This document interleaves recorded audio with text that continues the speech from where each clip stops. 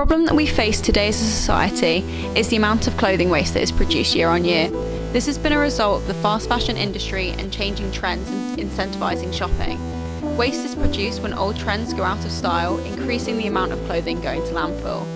Charity shops are trying to reduce this issue. However, what happens to the clothes that are unable to be sold? Between 10 and 30% of donations to charity shops are resold. The rest is often sold and exported to the global south. Redo is trying to make a difference by creating a place where nothing goes to waste. We're quite a small group, just 3 directors and lots of volunteers, as you see today. I collect things from charity shops, the things that they throw away and that goes into the rag bag. We redirect them, we wash them, we mend them, we clean them, we do whatever. We sell on eBay and Vinted. What we don't sell comes straight to the jumble sale. Everything is 50p, regardless whether it's brand new with tags. If it hasn't sold, then we will bring it to their jumble sale. The aim of a circular economy is to reduce the burdens on the earth, protect ecological goods and services from pollution, and to limit resource demands. It is an economic system in which products and materials are kept at their maximum value and functionality. The implementation of a circular economy requires society engagement, innovation, new thinking, new governance, and new forms of engagements. It requires systemic change in behaviours and both producers and consumers. A circular economy is not actually a circle, but instead is a system of interlinked products. Not only does Redo organise jumble sales as a way to promote sustainable living, they also offer workshops to the general public to support them in making their own lives more sustainable. But is this really making an impact? Well, on the way here we were saying about we'd never like to chuck things out if it was going to landfill, we'd prefer to take to charity shop or things like that.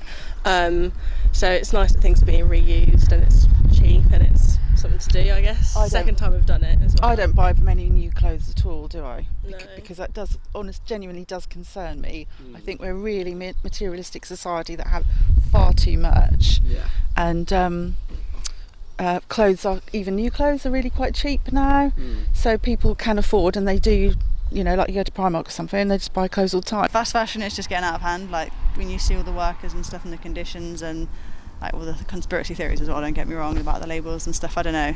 I think companies could do a lot more, and I think the sustainability's got a long way to go in retail, so more things like this.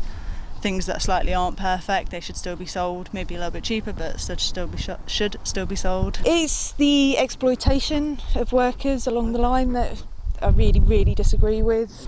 I don't think we make much impact at all, no. I think there's a lot of hypocrisy with it all. It's like you go in Aldi's and you can't buy any vegetables or anything that isn't wrapped in plastic. It just doesn't happen in most of the supermarkets now, and then they all spout off about how green everything is. It's just absolute hypocrisy and some absolute nonsense.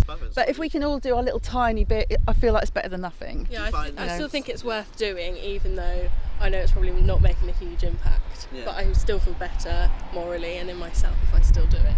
And it's just seeing the waste. At the charity shop we worked in, that we had, massive bags, 20 kilo bags, and we'd have a van full of those every single week to get rid of. So therefore the jumble sale came to mind. The bric-a-brac, people dump their bric-a-brac instead of going to the dump or getting rid of it, they just bring it to the charity shop, and the charity shop has to, if they can't sell it, they have to pay for the bins to put it in. At the current level of activity, Redo is only making small-scale change at the community level, whilst corporations continue to produce increasing amounts of clothing, contributing to landfill and environmental degradation. However, Redo has created a space for community involvement through providing job opportunities and utilising the talents of individuals to create, mend and market. The organisation not only provides alternatives to landfill and solutions to charity shop waste, but Redo also creates a space for people from all economic backgrounds to access both high-quality brands and essential clothing. Through education, people have had the opportunities to learn and become empowered to make their own impact, with the potential for then wider societal change. With societal concerns like climate anxiety on the rise, it's critical to have a place where people can become involved and feel empowered. It draws attention to larger problems with our changing world. People feel a sense of disenfranchisement, and organisations such as Redo address a much more extensive problem within our existing systems. Perhaps the cause for individual empowerment and the transformation of our communities and ourselves are more important to us now than wide-scale transformation. The world runs on greed and power, and with no concern about the long-term future, because we don't live long enough to care, not genuinely.